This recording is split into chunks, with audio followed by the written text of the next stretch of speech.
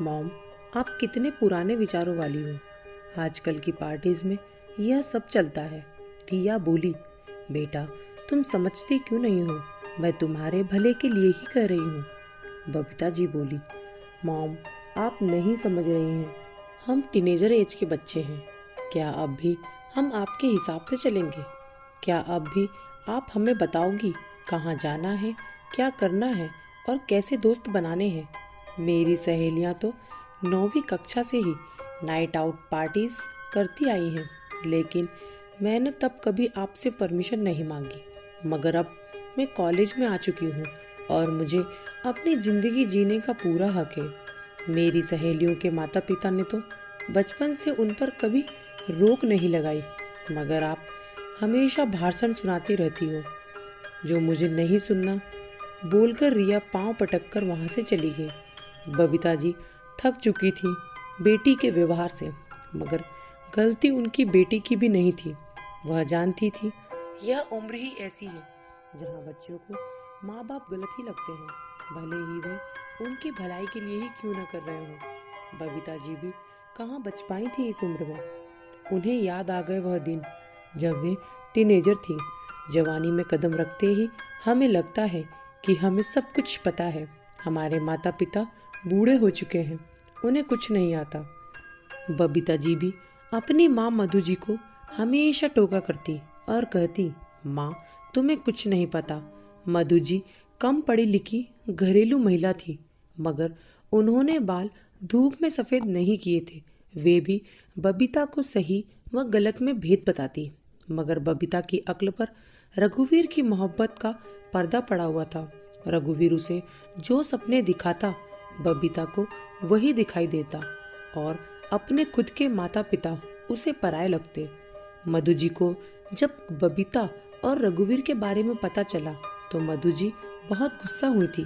बबीता को रघुवीर से दूर करने की कोशिश की थी, मगर बबीता रघुवीर के साथ भागकर शादी करने में सफल रही। बबीता ने अपने माता पिता से हमेशा के लिए रिश्ता तोड़ दिया, मगर एक माँ का दिल तो हमेशा अपने बच्चों को माफ कर देता है। मधु जी ने भी बेटी को वापस अपना लिया।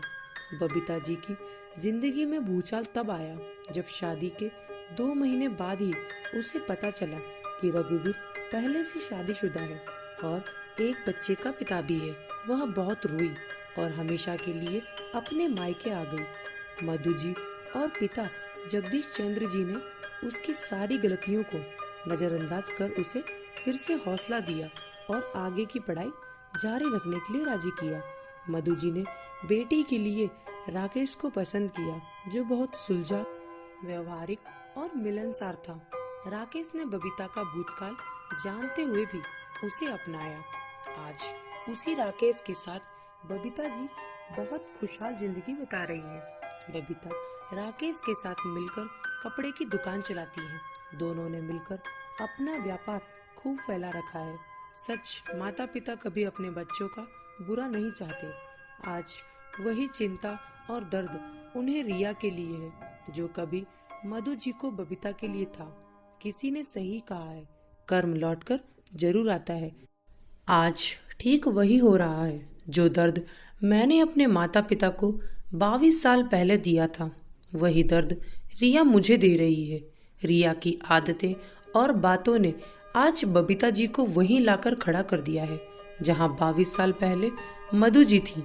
रिया अब बड़ी हो चुकी थी। आज बबीता जी ने फैसला किया कि वे रिया के सामने अपना भूतकाल जरूर रखेंगी जो रिया अब तक नहीं जानती, ताकि रिया को सही गलत का फर्क पता चल सके। बबीता जी ने रिया से सारी बात बताई और बोली, बेटा पार्टीज और नाइट आउट में कोई बुराई नहीं है, बशर्त तुम्हें उनकी सीमा पता हो। तुम्हें पता हो कि कब तुम्हें रुकना है। तुम्हें हद पार नहीं होने देनी है। किसी भी चीज की अति बुरी होती है। मैं नहीं चाहती जो मेरे साथ हुआ कल के दिन तुम्हारे साथ हो। अब फैसला तुम्हारे हाथ में है। मेरा काम था तुम्हें सही बुरे से अवगत कराना। रिया की आंख में आंसू थे। उसने तो कभी अपनी माँ का दर्द समझने की कोशिश ही नहीं की थी। वह तो बस अपनी दुनिया में खोई रहती थी, मगर आज उसे एहसास हुआ कि माँ ने कितना कुछ झेला है। वह बोली, माँ, मैं आपसे वादा करती हूँ कि मैं अपनी सीमा हमेशा याद रखूंगी। मुझे माफ कर दो माँ। मैं तुम्हारे शब्दों को कभी समझ न पाई और हमेशा तुम्हारा अपमान करती रही। बबीता जी को आज अपनी ममता पर विश्वास हो गया था और वे जान चुकी थी कि रिया कभी कोई ऐसा काम नहीं करेगी कि उन्हें दर्द हो, जैसा दर्द वह अपनी माँ को दे चुकी थी। बबीता जी को उस दर्द का एहसास अब तक है जो वे अनजाने में अपनी माँ को दे चुकी थी, मगर रिया के शब्दों ने आज उन्हें सांत्वना दी थी और वे खुश थी कि रिया को अच्छे बुरे में फर्क पता है। तो दोस्तों, किसी ने सच कहा है कि दुनिया गोल है, आप जैसा करते हैं वैसा ही लौट कर आपके आगे आता है। इसीलिए कर्म करने से पहले 100 बार सोचें। दोस्तों, आपको कहानी कैसी लगी कमेंट बॉक्स में ज़रूर बताएं और मेरी अन्य कहानियों को पढ़ने के लिए मेरे चैनल को सब्सक्राइब करना ना भूलें। Thank you.